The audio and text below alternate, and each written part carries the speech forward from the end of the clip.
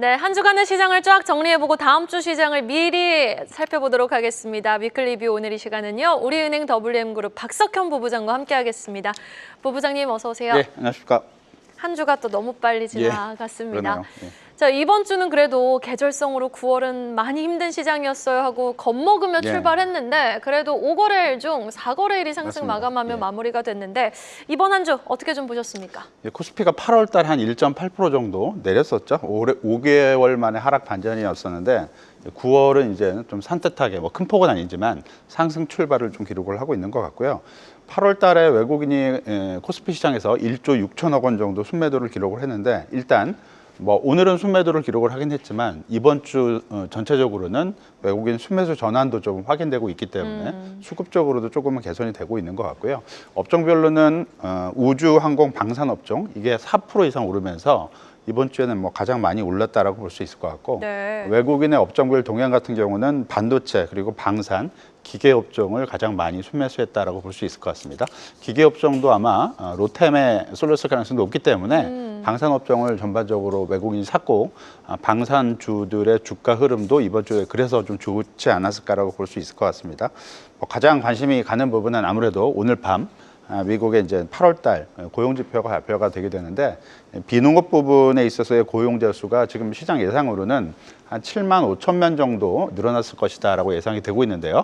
지난달에 7만 3천 명이었기 때문에 지난달하고 거의 변동이 없다라고 봐야 될 것 같고 실업률 같은 경우가 이제 한 4.3%로 지난달 4.2%에서 조금 올랐을 걸로 예상이 되고 있고요. 이 정도 수준이면 거의 이제 변화가 없는 거기 때문에 가장 시장 친화적으로 발표된다라고 볼 수 있을 것 같고 반대로 예상하고 위든 아래든 변동폭이 크게 나왔을 경우에는 시장에 좀 다소 부담이 되는 요인으로 작동을 할 수 있다라고 봐야 될 것 같습니다. 그래도 밤 사이에는 밴뉴스가 굿뉴스처럼 작용을 했잖아요. 부진한 고용 지표가 지수에 좋은 작용을 해준 건데 이번 발표가 만약 좀 둔화가 됐을 경우에는 지수에 결코 좋은 영향을 미치지 못한다라는 의견이십니까? 폭이 문제인데요. 폭이 문제인데 폭이요? 네. 한 7만 5천 명 정도 예상이 되고 있는데 한 2, 3만 명 정도라면 그렇게 큰 부담은 되지는 않을 거고요.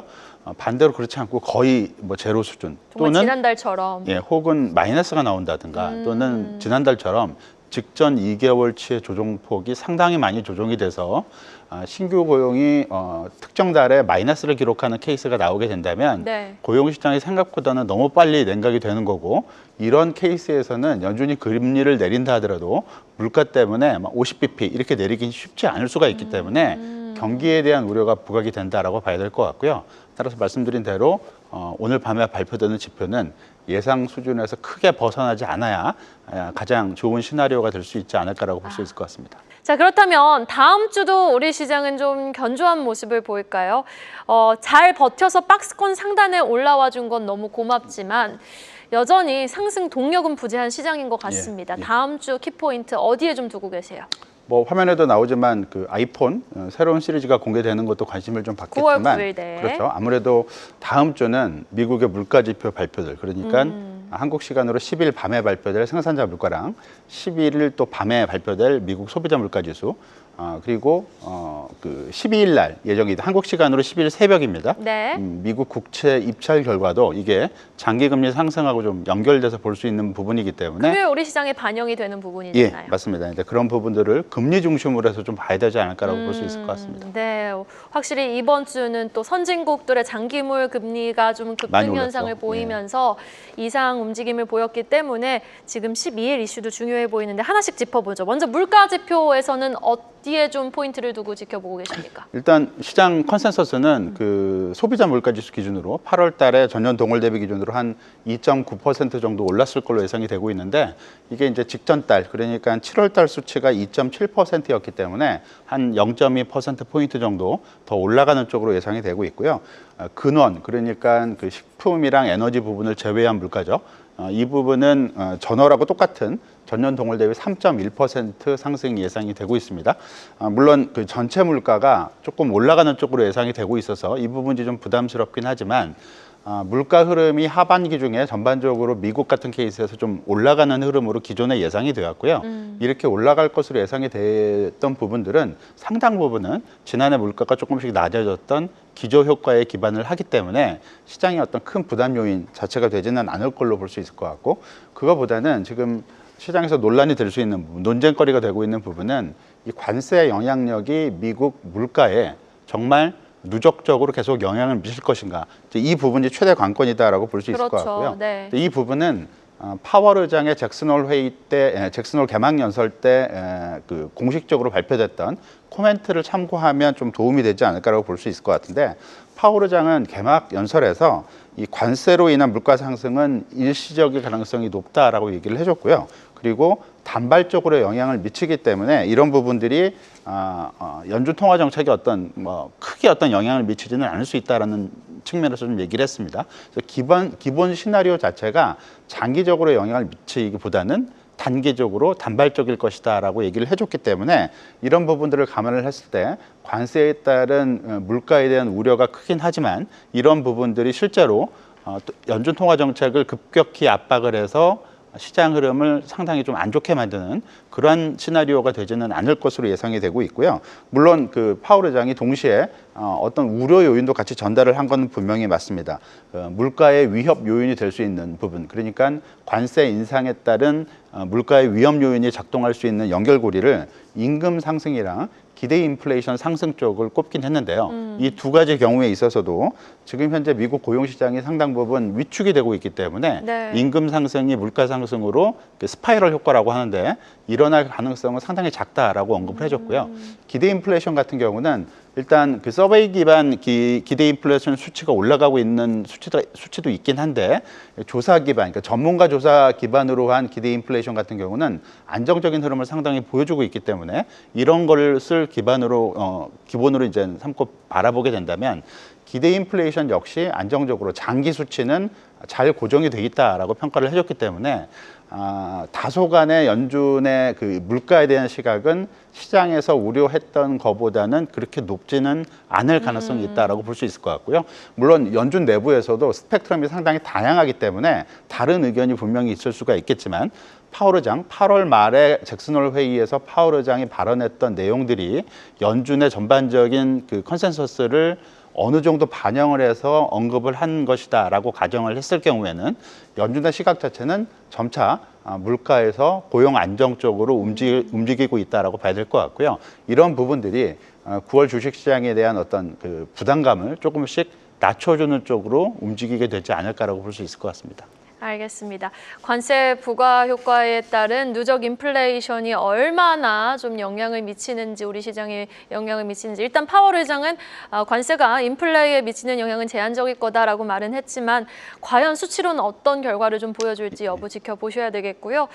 자, 일단 이번 주 우리 시장이 또 가장 주목했던 것들이 뭐 유럽, 남유럽 국가들의 장기물 국채금리 급등, 그리고 플러스 미국 국채금리 급등까지 좀 이어지는 현상에 대해서 우리 포커스를 좀 맞췄는데, 미국 30년 만기 국채 입찰 굉장히 또 중요하겠네요. 맞습니다. 12일 한국 시간으로 새벽 2시에 이제 입찰이 이제 예정이 돼 있고요. 미국 30년물 국채 금리는 지금 올해 들어서 한 0.12%포인트, 그러니까 12bp 정도 상승을 기록을 했습니다. 지금 레벨은 한 4.85% 레벨을 기록을 하고 있고요. 이게 장중으로는 한 5%를 넘어간 케이스도 이번 주에 나왔기 때문에 상당히 조금 상승 압력을 받고 있다라고 봐야 될 것 같고요. 장기물 국채금리, 그러니까 30년물 기준으로 보게 봤을 때 가장 많이 오르는 나라는 지금 일본입니다. 일본은 금리 인상을 계획하고 있고 앞으로도 금리 인상을 이어갈 것이다라고 중앙은행 총재가 얘기를 했기 때문에 올해 들어서 일본 장기금리, 그러니까 30년물 금리는 100bp, 그러니까 1%포인트 이상 상승을 했고요. 독일과 프랑스도 0.7%포인트 정도 올해 들어서 지금 올랐습니다. 최근에는 영국도 30년물 금리가 많이 오르고 있기 때문에 선진국 전반적으로 30년물 금리, 그러니까 초장기 금리는 상당히 좀 많이 오르고 있다라고 봐야 될 것 같고요.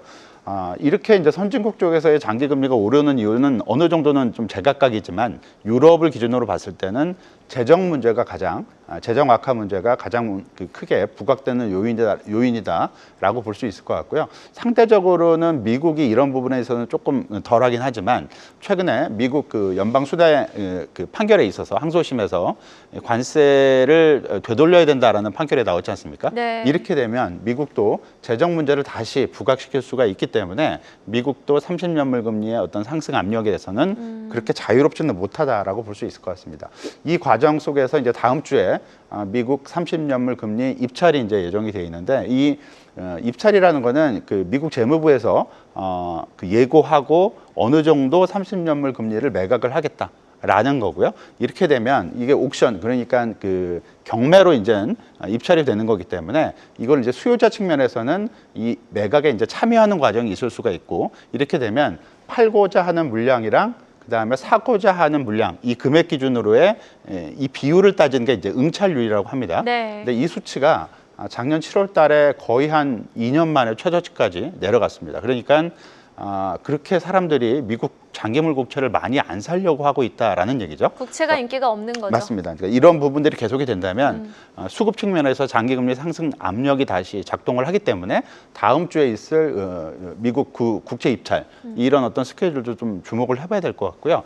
다만 주목을 좀 할 수 있는 부분은 작년도에 요번 7월달 수치 말고 작년도에 가장 응찰률이 낮았던 때가 작년에도 역시 7월달, 8월달이었고요. 올해도 역시 8월달입니다. 그리고 작년 같은 경우는 9월달에 연준이 이제 금리 인하를 시작을 했기 때문에 그 부분이 응찰률을 끌어올리는 요인으로 작동을 했기 때문에 이번에도 역시 이 9월달 FOMC를 앞두고 다음 주에 있을 30년물 국채 입찰에서 응찰률이 반등을 할 수 있을지가 포인트가 될 것 같고요. 그리고 시기적으로는 이게 앞에서 말씀드린 대로 한국 시간으로는 12일 날 새벽 2시인데 미국 시간으로는 11일 아침이 될 것 같고요. 이렇게 되면 미국 시간으로 12일 미국 주식시장 개장 직전에 물가지표 CPI가 발표가 되고요.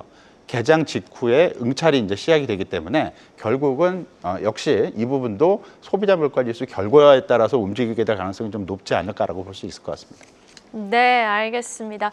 그나마 지금 물가 우려 속에 물가가 많이 오르니까 또 재정 적자가 세지니까 지금 장기물 국채 금리의 상승이 지속되고 있는 건데 오펙 플러스 지금 증산 예상되고 있거든요. 네. 그래도 유가가 잡히고 있으니 과연 다음 주 장기물 국채 금리의 흐름과 안전자산인 금의 가격이 어떻게 좀 흘러가는지 여부 또 박스권을 과연 돌파할 수 있을지 여부가 다음 주 또 키포인트가 되겠습니다. 여기까지 들어보죠. 지금까지 우리은행 WM그룹 박석현 부부장과 함께 이야기 나눠봤습니다. 부부장님 오늘도 고맙습니다. 예, 감사합니다. 계속해서 다양한 경제 이슈를 알고 싶다면 구독과 좋아요, 알림 설정 부탁드립니다. AI 캐스터 권미정이었습니다.